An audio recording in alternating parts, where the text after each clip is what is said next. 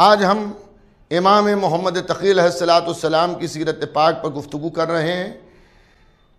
یہ ہمارے 9 امام ہیں، ان کا نام نامی محمد ہے۔ امام محمد تقی علیہ السلام جو ہمارے 9 امام ہیں، ان کے والد بھی امام ہیں، ان کے فرزند بھی امام ہیں۔ جیسا کہ آپ حضرات جانتے ہیں کہ 8ویں امام امام علی رضا علیہ السلام کے فرزند ہیں امام محمد تقی علیہ السلام۔ امام محمد تقی علیہ السلام کے فرزند یعنی ہمارے اور آپ کے 10ویں امام امام علی نقی علیہ السلام ہیں۔ یعنی یہ پورا سلسلہ امامت ہے کہ جہاں باپ بھی امام ہے، بیٹا بھی امام ہے۔ ہم جو امامت کے معاملات میں اماموں کو جو ہم معصوم مانتے ہیں اور ہم اللہ اور رسول کے بعد جو اماموں کو مانتے ہیں، تو یہ کوئی ہمارا بنایا ہوا نظریہ نہیں ہے، بلکہ ہم مطابق قرآن مانتے ہیں، مطابق حکم پیغمبر اسلام مانتے ہیں۔ ہم نے ائمہ معصومین کی سیرت میں وہ عمل دیکھا، وہ کردار دیکھا، وہ چیزیں دیکھی جو ایک جانشین رسول میں ہونا چاہیے۔ دوستوں اور عزیزوں، اگر ہم مسجد میں ایک پیش نماز بھی رکھتے ہیں تو ہم یہ چاہتے ہیں کہ وہ علم میں ہم سے بہتر ہو، وہ کردار میں ہم سے بہتر ہو، ہم سے زیادہ سوجھ بوجھ رکھنے والا ہو۔ تو جو رسول کے بعد رسول کی گدی پہ بیٹھے اور رسول کی جانشینی جسے ملے، وہ اگر ہمارا جیسا عام ہوگا تو پھر اسلام کی جو تعلیمات ہیں انہیں ہم تک وہ کیسے پہنچائے گا۔ اس لیے ضروری ہے کہ رسول کے بعد رسول کا جو جانشین بھی سامنے آئے، اس میں ہمیں یہ دیکھنا چاہیے ہے کہ وہ علمی اعتبار سے رسول کے علم سے اس کا علم مل رہا ہے یا نہیں مل رہا ہے۔ دوستو، ہم اگر ہماری قوت ادراک زیادہ ہے اور قوت ادراک کے ساتھ ساتھ ہم نے محنت کی ہے تو ہم علم کے کسی درجے تک فائز ہو سکتے ہیں، لیکن ہم جتنے بھی محنتی ہوں، ہمارے ہاں ایسا نہیں ہے کہ آغوش مادر میں ہم ہوں تو ہم تفسیر قرآن کرنے لگیں اور قرآن کی آیات سنانے لگیں اور حدیث پیغمبر بیان کرنے لگیں، یا ان واقعات کا ہم ذکر کریں جو ہزاروں سال پہلے رونما ہونے والے تھے، یا ان واقعات کی پیشین گوئی کریں کہ جو ہزاروں سال بعد رونما ہونے والے ہیں۔ ہمارے امکان میں نہیں ہے، لیکن اللہ جنہیں ہادی بنا کر بھیجتا ہے، جنہیں رسول کا جانشین بنا کر بھیجتا ہے، اللہ جنہیں معصوم بنا کر بھیجتا ہے، اللہ جنہیں امام بنا کر بھیجتا ہے، اس میں یہ کمال ہوتا ہے کہ وہ ہزاروں سال پہلے کی باتیں بھی آغوش مادر میں ہمیں بتاتا ہے اور ہزاروں سال بعد آنے والے حالات کا علم بھی اسے ہوتا ہے۔ جیسا کہ میں نے عرض کیا کہ امام محمد تقی علیہ السلام کے جن کی شہادت آخری ذیقات کے اندر ہے، یعنی ذیقات جو مہینہ ذیقات کا ہے اس کی آخری تاریخ کو امام محمد تقی علیہ السلام کی شہادت ہے۔ ذیقات کے مہینے کو عام طور سے لوگ خالی کا مہینہ بھی کہتے ہیں۔ اب اللہ عالم بالصواب کے یہ نام کہاں سے پڑا اس کا، لیکن آخر ذیقات یعنی ذیقات کی آخری تاریخ، تو 29 ذیقات کو امام محمد تقی علیہ السلام کی یوم شہادت منائی جاتی ہے، اور ساری دنیا میں محبان رسول و آل رسول جو ہیں وہ حضور ختم مرتبت محمد مصطفیٰ صلی اللہ علیہ وآلہ وسلم اور صدیقہ طاہرہ حضرت فاطمہ زہرا سلام اللہ علیہا اور امیر المومنین حضرت علی ابن ابی طالب علیہ السلام اور دیگر ائمہ کو امام محمد تقی علیہ السلام کا پرسہ پیش کرتے ہیں۔ میں ایک گزارش مومنین کرام سے یہ کروں گا کہ عام طور سے 29 ذیقات کو شہادت منائی جاتی ہے، لیکن حقیقت یہ ہے کہ آخری ذیقات اگر 29 کا مہینہ ہے تو 29 ذیقات امام محمد تقی علیہ السلام کی شہادت کی تاریخ ہے، اور اگر 30 کا مہینہ ہوتا ہے تو 30 تاریخ بھی جو ہے وہ یوم غم ہے۔ اس دن بھی مومنین کو ان تمام کاموں سے اجتناب کرنا چاہیے، پرہیز کرنا چاہیے جس سے اظہار مسرت ہو، اس لیے کہ ہمارے پاس سب سے بڑی پہچان اہل بیت کی محبت کی یہی ہے کہ ہم ان کی خوشی میں خوش ہوتے ہیں اور ان کے غم میں غمگین ہوتے ہیں۔ تو میں جو عرض کر رہا تھا وہ یہ کہ ہمارے ہاں علم معیار ہے، ہم علم کے اعتبار سے اماموں کو مانتے ہیں۔ ہمارے ہاں امام دنیا میں آ کے نہیں پڑھتا ہے، دنیا میں آپ کو اس کا کوئی استاد نہیں ملے گا، وہ قدرت کا پڑھایا ہوا ہوتا ہے۔ اور یہی وجہ ہے کہ ولادت کے فوراً بعد، تشریف لانے کے فوراً بعد اس پیکر بشریت میں، اس دنیا میں جیسے ہی وہ ظاہر ہوتے ہیں، ان کا ظہور ہوتا ہے، وہ علمی گفتگو کرتے ہیں۔ امام محمد تقی علیہ السلام کے لیے تاریخ نے ایک واقعہ لکھا کہ امام عالی مقام کی عمر مبارک 2 برس کی تھی۔ 2 برس 1 ماہ کے امام جو تھے، ان کا سن مبارک 2 برس تھا، 2 برس 1 دن۔ امام عالی مقام کو کچھ لوگ جو دشمنوں میں سے تھے اہل بیت پیغمبر کے، انہوں نے ایک منصوبہ بندی کی تھی اور وہ چاہتے تھے کہ توہین خاندان عصمت و طہارت کی جائے۔ لیکن یاد رکھیے، جسے اللہ بلندی عطا کرے، سارا زمانہ بھی اسے پستی میں ڈھکیلنا چاہے تو ڈھکیل نہیں سکتا، اور جسے اللہ پستی میں کر دے، سارا زمانہ اسے بلند کرنا چاہے تو بلند نہیں کر سکتا۔ امام عالی مقام یعنی امام محمد تقی علیہ السلام کے خاندان کے کچھ دشمن امام کو کم سنی کے عالم میں 2 برس کی عمر میں امام کو ایک ایسے مقام پر لے گئے جہاں کچھ ایسے افراد تھے جو نسلوں کا پتہ لگایا کرتے تھے۔ جب ان کے سامنے ان کو خریدا گیا تھا، ان کو پیسہ دیا گیا تھا اور ان سے یہ کہا گیا تھا کہ امام کے متعلق کچھ نازیبا الفاظ کہنا، لیکن کیا کہنا امام محمد تقی علیہ السلام کا کم سنی کے عالم میں، جیسے ان صاحبان علم کے سامنے گئے جو چہرے کو دیکھ کر نسلوں کا پتہ بتاتے تھے، پسینے کی بو کو سونگھ کر قبیلوں کی نشاندہی کر دیا کرتے تھے، جیسے انہوں نے کمسن امام محمد تقی علیہ السلام کو دیکھا۔ کمسن کا لفظ میں نے اس اعتبار سے عرض کیا کہ پیکر بشریت میں، ورنہ امام کمسن نہیں ہے۔ اللہ نے جب کچھ نہیں خلق کیا تھا اس وقت انوار محمد و آل محمد کو خلق کیا تھا، لیکن پیکر بشریت میں جیسا کہ ہم کہتے ہیں کہ امام محمد تقی علیہ السلام کی ولادت بسعادت کی تاریخ 10 رجب ہے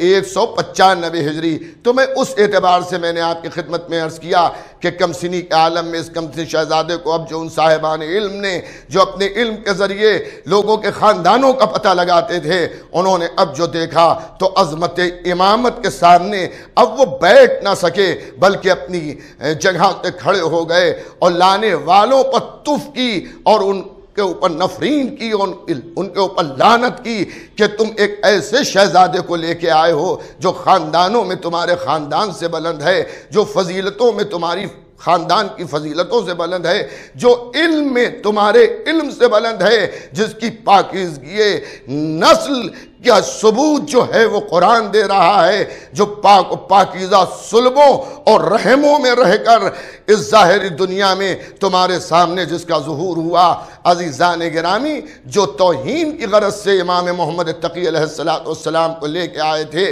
وہ سب کے سب بھرے مجمع میں ذلیل ہوئے، اور اب اس کے بعد امام نے ایک مرتبہ 2 سال کی عمر ہے، اس کا لحاظ رہے کہ ہمارے بچے 2 سال کی عمر میں قاعدے سے بول نہیں پاتے ہیں، قاعدے سے کلام نہیں کر پاتے ہیں، لیکن وہاں امام عالی مقام 2 برس کے ہیں اور فصیح و بلیغ انداز میں گفتگو کر رہے ہیں اور ارشاد فرما رہے ہیں کہ تم میری نسل کا مقابلہ کرو گے، میں تمہارے رحموں اور صلبوں کے حالات کو جانتا ہوں، مجھے معلوم ہے کہ تمہاری نسلیں کس طرح کی ہیں، تمہارے کردار کس طرح کے ہیں۔ امام عالی مقام نے فصیح و بلیغ انداز میں ایسی گفتگو 2 برس کے سن میں کی کہ وہ عرب جو کلام اشعار کے ذریعے شروع کیا کرتے تھے، ان کی زبانوں کے اوپر تالے لگ گئے، اور تقریر میں بہت کچھ امام عالی مقام نے ارشاد فرمایا جو اس وقت میرے موضوع میں نہیں ہے، اس لیے میں اس وقت نہیں عرض کروں گا، انشاءاللہ کسی موقع پر آپ کی خدمت میں کہیں عرض کر دیا جائے گا۔ امام علیہ السلام ارشاد فرما رہے، مجمع خاموش ہے۔ ایک مرتبہ امام عالی مقام نے یعنی ہمارے اور آپ کے نوے امام امام محمد تقی علیہ السلام نے اپنا ہاتھ اپنے دہن مبارک پر رکھا اور رکھنے کے بعد کہا، اے محمد تقی خاموش ہو جا اور صبر کر لے اور اپنے اجداد کی سیرت کے اوپر عمل کر، جس طرح سے تیرے اجداد نے صبر کیا اسی طرح سے تو بھی صبر کر لے۔ عزیزان گرامی، امام محمد تقی तक़ी अलैहिस्सलाम ने सब्र किया और अपनी तकरीर को यहीं पर तमाम कर दिया। अब आप ज़रा गौर कीजिए, मुलाहज़ा फरमाइए कि इमाम आली मकाम अलैहिस्सलाम का सिने मुबारक जो है, सिने मुबारक 2 बरस का है, लेकिन इस 2 बरस के उम्र में, इस 2 बरस की कम सिनी के आलम में इमाम आली मकाम की उस तकरीर को आज जब उदबा पढ़ते हैं तो ये कह उठते हैं कि इतना फसी कलाम, इतना बलीग कलाम, इतना बेहतरीन कलाम किसी मदरसे का फारिग भी पूरी उम्र मेहनत करके भी इस तरह की तकरीर नहीं कर सकता कि जिस तरह के जुमलों को इस्तेमाल इमाम मोहम्मद तक़ी अलैहिस्सलाम ने किया। तो यहाँ इमामत में ऐसा नहीं है कि जब सिन आएगा तो इल्म आएगा। यहाँ इल्म वक्त विलादत से पहले ही अल्लाह ने आलम नूर में अपने इल्म ज़ाती से इन्हें वो इल्म अता किया कि जहाँ जहल का तसव्वुर ही नहीं है। इमाम मोहम्मद तक़ी अलैहिस्सलाम की कमसिनी है। इमाम आली मकाम अलैहिस्सलाम के लिए तारीख़ ने एक वाक़या बहुत अहम इल्मी लिखा, और वो ये लिखा कि एक शख्स है कासिम नाम का, कासिम इब्ने अब्दुर्रहमान, ये जो है ये जब पहुंचा है मदीने में और इसको ये मालूम हुआ कि मदीने की सरजमीन के ऊपर एक शहजादा है, एक शख्स है जिसके पास हुजूम लगा हुआ है। बाज़ किताबों में मदीने के बजाय जिक्र बगदाद का किया गया, अल्लाहु आलम बिस्सवाब। बहरहाल वो बगदाद हो या मदीना हो, हमें शहर से मतलब नहीं है, लेकिन कासिम इब्ने अब्दुर्रहमान जो है वो कहता है कि मैं जो हूँ जब उस शहर पहुंचा जहाँ इमाम तशरीफ़ फरमा थे तो मैंने देखा एक हुजूम लगा हुआ है। मैंने भी कोशिश की कि मैं भी मिलूं, देखूं ये कौन शख्स है कि जिसकी इमामत के ऊपर इस तरह का इजमा है, लोग इस तरह से जमा हैं। लेकिन मैं सोच ही रहा था कि इतनी देर में मैंने एक सवारी को आते देखा और उस सवारी के ऊपर एक शख्स को सवार पाया। जब मैंने उस शख्स के मुतालिक दरियाफ्त किया तो लोगों ने बताया यही हैं इमाम मोहम्मद तक़ी अलैहिस्सलाम, शियों के 9वें इमाम। वो शख्स कहता है कि मैंने अब जो इनकी सगीर सिनी को देखा, कम सिनी को देखा, तो मैं हंसा और मैंने कहा इन शियों को भी क्या हो गया है, इनके मानने वालों को क्या हो गया है कि एक बच्चे से मोहब्बत भी करते हैं और उसे अपना इमाम भी मानते हैं। मैं ये सोच ही रहा था कि इतनी देर में उनकी सवारी मेरे सामने आ गई और मेरा नाम मेरी वल्दियत के साथ लेकर कहा कि तुझे मेरी इमामत पर शक है, याद रख जो मेरी इमामत पर शक करेगा वो वासिले जहन्नम होगा, उसका ठिकाना जहन्नम है। ये शख्स कहता है कि मैंने जैसे ये जुमले सुने तो मैं ये सोचने लगा कि ये लगता है जादूगर भी है कि जिसने अपने जादू के जरिए ये समझ लिया कि मैं क्या सोच रहा हूँ। फौरन इमाम मोहम्मद तक़ी अलैहिस्सलाम ने मेरी सोच को पढ़ा और मुझसे ये कहा कि तू ये सोचता है कि मैं जादूगर हूँ। इमामत जादूगर नहीं होती है, जादूगर और होते होंगे, इमामत साहिब मोजज़ा होती है। आप भी ताज्जुब न कीजिएगा, मूसा को देखकर भी लोग जादू समझ रहे थे, लेकिन कुरान उसे जादू नहीं बल्कि मोजज़ा कह रहा है। इमाम जादू नहीं दिखाते, इमाम मोजज़ात दिखाते हैं। इमाम मोहम्मद तक़ी के जब इन जुमलों को शख्स ने सुना, कहता है कि मेरे दिल में विलायत आले मोहम्मद का चिराग रोशन हो गया और मैं फौरन इमाम मोहम्मद तक़ी अलैहिस्सलाम के हाथों का बोसा देकर मैंने उनके हाथों पर बैत कर ली और उनकी इमामत को मैंने मान लिया। अज़ीज़ान गिरामी, मैंने जैसा कि अर्ज़ किया, हमारे यहाँ इल्म की बुनियाद पर माना जाता है, किरदार की बुनियाद पर माना जाता है, सीरत पैगंबर की बुनियाद पर हम मानते हैं। जिसको इल्म कुरान ऐसा हो कि कुरान की हर आयत की तफसीर वो बयान कर दे, हम उसे इमाम मासूम मानते हैं। अज़ीज़ान गिरामी,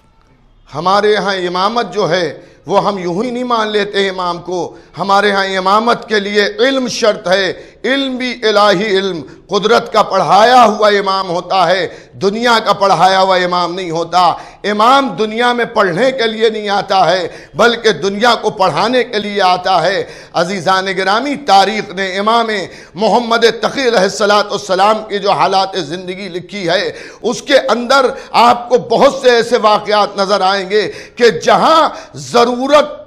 انسان جب امام کی خدمت میں آ کے پیش کرنا چاہتا ہے تو پیش کرتا بھی نہیں، امام اس کی حاجت کو پورا کر دیتے ہیں۔ آنے والا فقہی مسائل دریافت کرنے کے لیے آ رہا ہے، لیکن امام کو اس کی ضرورت نہیں ہے کہ وہ اپنے مسئلے کو بیان کرے تب امام عالی مقام اس کے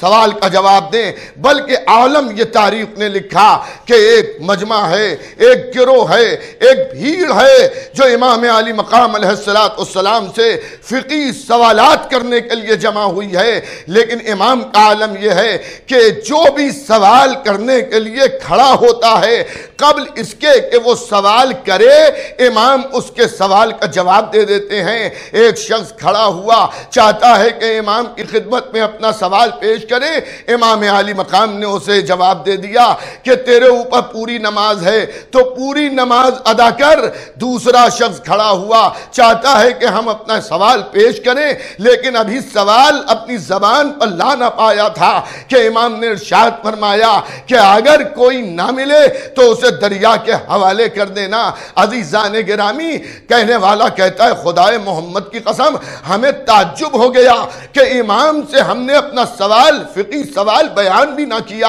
لیکن امام محمد تقی علیہ السلام نے اپنے علم کے ذریعے ہمارے سوال کو بھی پڑھ لیا اور اس کا جواب بھی ہمیں عطا کر دیا۔ ہاں، یہ جو شخص پہلا کھڑا ہوا تھا جس کے لیے امام نے ارشاد فرمایا کہ تو قصر نہیں پوری نماز پڑھ لے، عزیزان گرامی یہ کہتا ہے کہ میں کشتی چلایا کرتا تھا، ایک جگہ سے دوسری جگہ، ایک شہر سے دوسرے شہر، ایک ملک سے دوسرے ملک میں مسافروں کے لے کے جایا کرتا تھا، تو میری سمجھ میں نہیں آتا تھا کہ میں نماز قصر پڑھوں یا کیا کروں۔ امام نے بتایا کہ تیرا کاروبار کیونکہ سفر ہے اس لیے تیرے اوپر نماز قصر نہیں ہوگی، تجھے پوری نماز پڑھنا ہوگی۔ دوسرا شخص جو کھڑا ہوا تھا اس کا مسئلہ یہ تھا کہ وہ امام سے یہ پوچھنا چاہ رہا تھا کہ اگر زکوٰۃ کا مال ہو، زکوٰۃ جیسا کہ آپ جانتے ہیں جن چیزوں پہ زکوٰۃ نکالی جاتی ہے اس میں اناج بھی ہے، عزیزان گرامی وہ یہ پوچھنا چاہتا تھا امام عالی مقام علیہ السلام سے کہ اگر مستحق زکوٰۃ نہ ملے کہ جسے زکوٰۃ دی جا سکتی ہو تو ایسی صورت میں اس زکوٰۃ کو ہم کیا کریں؟ امام نے کیا ارشاد فرمایا؟ امام نے ارشاد فرمایا کہ اگر ایسے حالات میں جہاں کوئی مستحق تجھے نہیں مل رہا ہے یا تو کسی مستحق تک مال زکوٰۃ نہیں پہنچا سکتا ہے تو اس زکوٰۃ کو مال زکوٰۃ کو پانی کے حوالے کر دے، وہ مستحق تک پہنچ جائے گی۔ عزیزان گرامی، برادران ایمانی، اب یہ مصلحت امام تھی، جو بھی مصلحت امام تھی اس وقت اسے امام ہی بہتر جانتے ہیں، اس کو ہم اور آپ نہیں سمجھ سکتے ہیں۔ بہرحال اس دور میں جہاں کے اوپر امام علیہ السلام پردہ غیب میں ہیں، ایسے ماحول میں امام عالی مقام نے ائمہ معصومین علیہ السلام نے ہمیں یہ تعلیم دی ہے کہ تم علماء سے، جو علماء حق ہیں، جو اہل بیت پیغمبر کے مطیع و فرما بردار ہیں، جو حق اہل بیت میں اپنے قلم اور اپنی زبانوں کو کھولتے ہیں، تم ان سے دریافت کرو، وہ تمہیں تمہارے فقہی مسائل اماموں کی سیرت سے، ارشادات جو معصومین کے ہیں، ائمہ کے ہیں، ان سے بیان کریں گے۔ بہرحال